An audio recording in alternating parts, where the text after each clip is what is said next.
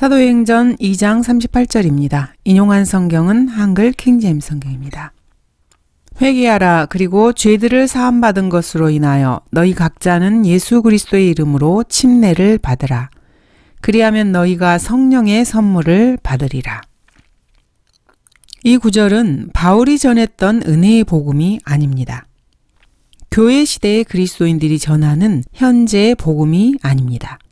베드로가 이스라엘 사람들에게 사도행전 2장에서 말하고 있습니다. 너희 이스라엘 사람들아, 이 말씀들을 들으라. 이렇게 베드로가 유대인들에게 전하는 유대인들을 향한 메시지입니다. 오늘날에는 이 구절을 잘못 이해해서 수많은 이단들이 생겼습니다. 주 예수 그리스도의 이름으로 침례를 받아야 성령의 선물을 받는다고 생각하는 것입니다. 베드로는 이방인들에게 지금 말하고 있는 것이 아닙니다. 유대인을 대상으로 해서 설교하고 있습니다. 너희 이스라엘 사람들아, 이렇게 말하고 있고, 또한 37절에서는 형제 여러분, 우리가 어찌하리까 라고 말하고 있습니다. 베드로는 하나님께서 보내신 메시아를 죽인 이스라엘 사람들에게 그들이 십자가에 못 박으신 분이 바로 하나님께서 보내신 메시아이심을 증거하고 있고, 이스라엘 민족이 십자가에 못 박아 죽였던 바로 그 메시아를 하나님께서 부활시켰다라는 것을 설교하고 있습니다. 그가 미리 앞을 내다보므로 그리스도의 부활에 관하여 말한 것은 주의 혼이 지옥에 버려지지 아니하였으며 또 주의 육신도 썩어짐을 보지 아니하였다는 것이라. 이 예수를 하나님께서 살리셨으니 우리 모두가 그 일에 관한 증인이라. 부활의 증인으로서 주 예수 그리스도의 부활을 이스라엘 민족에게 증거하고 있는 것입니다. 이 말을 듣고 찔림을 받은 유대인들이 마음에 크게 찔림을 받고 베드로와 다른 사도들에게 형제 여러분, 우리가 어찌하여야 하리까? 라고 질문한 것에 대한 대답으로 베드로는 유대인들에게 주 예수 그리스도의 이름으로 침례를 받으라고 말하고 있습니다.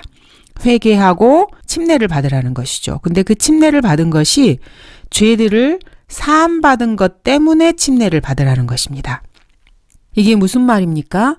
주 예수 그리스도를 믿지도 않은 유대인들이 죄들을 사함받았다는 것입니다. 자, 이 말은 아담 이래로 하나님께서는 수많은 사람들의 죄들을 용서하셨습니다. 아담이 범죄한 이후로 아담에게 가죽옷을 입히기 위해서 한 동물이 희생당했습니다. 구약 이전의 시대에도 사람들은 하나님께 희생제사를 드렸습니다. 동물로 피해 제사를 드렸던 것입니다. 아벨 역시 동물의 희생 제사로 하나님께 제사를 드렸습니다. 수많은 동물들이 인간의 죄를 덮기 위해서 피 흘려졌습니다. 그리고 구약의 모세를 통해서 들어온 율법에서는 정식으로 피해 희생 제사를 하나님께서 이스라엘 민족에게 요구하신 것입니다. 이것을 근거로 해서 하나님께서는 사람들의 죄를 계속해서 사해 주셨습니다. 그래서 이러한 죄들을 지금까지 사함받은 것, 그것 때문에 너희들은 침례를 받으라 라고 말하고 있습니다. 그것도 예수 그리스도의 침례를 받으라는 것입니다. 이것은 결코 물침례로 인한 중생을 말하는 것이 아닙니다. 행위구원을 말하는 것이 아닙니다. 침례를 받으면 구원을 받는다. 회개하고 침례를 받아야 구원을 받는다. 이런 이야기가 결코 아닌 것입니다. 아담 이후로 예수님께서 오실 그때까지 4000년 동안 주 하나님께서는 인간들의 죄를 계속해서 용서해 주셨습니다. 근데 여기에서 용서하다는 표현에 주의해야 합니다. 죄를 제거하신 것이 아니고 용서해 주신 것입니다. 인간이 죄를 졌지만 그 죄에 대해서 지옥의 형벌을 가하지 않으신 것입니다. 하나님을 믿고 그 계명을 지키는 사람들의 죄에 대해서 말입니다. 그래서 예수님께서 오셨던 그 당시까지 이스라엘 민족은 계속해서 하나님으로부터 죄사함을 받아오고 있었습니다. 그랬기 때문에 이제 예수 그리스도의 이름으로 침례를 받으라는 것입니다. 여기서 죄사함으로 인하여 이 말은 죄들을 사함받기 위해서 침례를 받으라는 것이 아닙니다. 지금까지 죄를 사함받아 왔기 때문에 그거에 대한 정결례의 한 형식으로서 자신이 회개했다는 표시를 드러내기 위해서 침례를 받으라는 것입니다. 짐승의 피로 계속해서 죄들이 용서된 것입니다. 그러나 여기서 우리가 하나 알아야 될 것은 죄들이 용서되었다는 것과 죄들이 완전히 구속되었다는 것, 즉 제거되었다는 것은 완전히 다른 개념입니다. 구약과 신약에서의 죄 용서의 개념은 좀 다릅니다. 이것과 같습니다.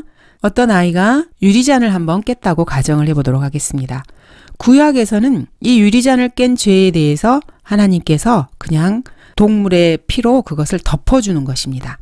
깨어진 유리잔은 그대로 있는데 그 위에 동물의 피를 덮어두는 것입니다.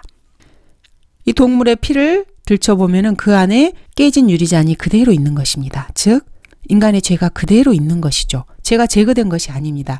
다만 하나님께서 그것을 동물의 피로 덮으시고 그 죄에 대해서 지옥의 형벌을 내리지 않는 것입니다. 죄를 용서해 주시는 것입니다. 그러나 신약에서 하나님의 어린 양이신 주 예수 그리스도께서 십자가에서 피를 흘리신 이후로는 그 피로 인간의 죄가 완전히 제거된 것입니다. 깨어진 유리잔을 예수 그리스도의 피가 덮어버리는 것입니다. 예수님의 피를 이렇게 들춰보면은 그 안에는 더 이상 깨어진 유리잔이 없습니다. 죄가 없는 것입니다. 구약에서는 하나님께서 계속해서 죄를 용서해 주셨지만 죄 자체를 제거해 주지는 않으셨습니다. 왜냐하면 하나님의 피만이 죄를 제거하는 것이 가능하기 때문입니다. 동물의 피는 잠정적으로 그 죄를 용서해 주는 근거로 그냥 일시적으로 하나님께서 사용하신 것 뿐입니다. 죄는 그대로 있으되 형벌을 내리지 않은 것 뿐입니다. 그러나 신약에서 하나님의 피로 죄 용서받은 그리스도인들은 죄 자체가 완전히 제거된 것입니다. 예수님께서 십자가에서 인류의 모든 죄를 지고 돌아가셨을 때 예수님의 혼은 지옥으로 내려가셔서 이 죄를 지옥에다 완전히 다 버려버리신 것입니다. 그리고 죄 없으신 몸으로 다시 부활하신 것입니다. 그래서 주 예수 그리스도를 믿고 구원받은 사람들은 죄 자체가 완전히 제거된 것입니다. 여전히 우리가 육신을 입고 죄를 짓고 있긴 하지만 교리적으로 봤을 때 하나님 보시기에 우리 그리스도인들에겐 죄가 없는 상태이고 예수 그리스도와 같은 완벽한 의로 그리스도인들을 바라봐 주시는 것입니다. 이것이 바로 구약에서의 구원과 신약에서의 구원, 즉 구약에서의 죄 용서와 신약에서의 구속, 죄를 제거하심의 차이입니다. 그래서 침례인 요한은 예수님을 소개할 때 보라 세상 죄를 제거하는 하나님의 어린 양이라고 유대인들에게 예수님을 소개한 것입니다. 그런데 아직도 이 사도행전 2장 38절을 현재 교회 시대의 구원의 방법으로 이것을 적용한다면 이것은 크나큰 오류입니다. 사도행전 2장까지는 아직까지 유대인들에게 기회가 있었습니다. 즉 메시아를 받아들일 수 있는 기회가 아직 있었던 것입니다. 예수님을 십자가에 못 박아 죽게 하였지만 예수님께서는 저들의 죄들을 용서하소서라고 십자가에서 기도하셨고 주 하나님께서는 그 예수님의 기도를 응답하셨습니다. 그래서 십자가에서 예수님을 죽인 이 유대인들의 죄를 용서하셨습니다. 그리고 한 번 더 이들에게 기회를 주신 것입니다. 그리고 베드로나 이 사도들에게는 아직까지 십자가에서 예수님의 피로 유대인과 이방인들이 완전히 죄가 다 제거된다는 이런 개념을 알지 못한 상태였습니다. 그래서 베드로는 유대인들에게 메시아를 죽인 너희들이 그 죄를 회개하고 지금까지 너희들의 죄를 동물의 피로 용서받은 것, 그것 때문에 그것으로 인해서 너희 각자가 예수님의 이름으로 침례를 받으라. 그러면 하나님께서 너희에게 성령의 선물을 주실 것이라고 이렇게 설교하고 있는 것입니다. 메시아를 죽인 이스라엘 백성에게 자신의 육체적인 형제들에게 이렇게 설교를 하고 있는 것입니다. 그리고 사도행전 7장에서 하나님께서는 스테판을 통해서 한 번 더 이스라엘 전체 민족에게 예수 그리스도를 메시아로 받아들이라고 촉구하셨습니다. 이때 그들이 민족적으로 예수님을 영접했다면은 지금 2000년의 교회 시대는 없고 예수님께서 그 즉시로 지상에 재림을 하셔서 대환란과 천년왕국으로 이어지는 것입니다.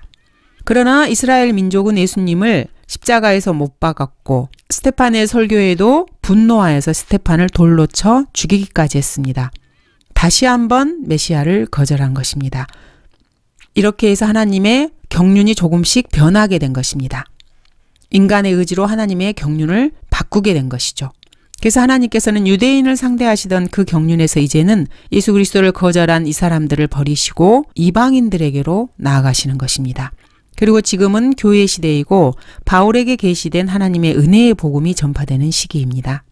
누구나 주 예수 그리스도를 자신의 구주로 믿고 예수님께서 흘리신 피로 자신의 과거와 현재와 미래의 죄가 다 용서된 것을 믿고 예수님을 마음으로 받아들이면 누구나 하나님의 자녀가 되는 시대입니다. 이스라엘은 자신이 이스라엘 사람으로 태어나는 그 순간 민족적으로 하나님의 아들이 되었습니다. 자신의 의지와는 상관없이 말입니다. 그렇지만 구약에서는 하나님의 아들도 죄를 지으면 지옥에 가게 되었습니다. 그러나 지금 신약시대에는 자신의 의지로 자신의 죄를 인지할 나이가 되었을 때 예수님을 개인적으로 영접하는 것입니다. 그리고 참된 하나님의 아들들이 되어서 영원히 지옥에 가지 않고 하늘나라가 보장되는 것입니다. 이것이 바로 사도행전 2장 38절에서 베드로가 회개하라. 그리고 죄들을 사함받은 것으로 인해서 너희 각자가 예수 그리스도의 이름으로 침례를 받으라라고 설교한 이유입니다. 율법하에서는 동물의 피로 죄들을 사했기 때문에 죄가 결코 제거된 것이 아닙니다. 히브리서 9장 21절에서 22절을 살펴보도록 하겠습니다. 더 나아가 그는 피를 가지고 성막과 섬기는 데 쓰이는 모든 기명들에 뿌렸느니라. 율법에 따르면 거의 모든 것이 피로써 정결케 되나니 피 흘림이 없이는 죄사함이 없느니라. 구약 율법하에서는 이렇게 동물의 피 흘림을 근거로 해서 죄들을 사함받았던 것입니다. 감사합니다.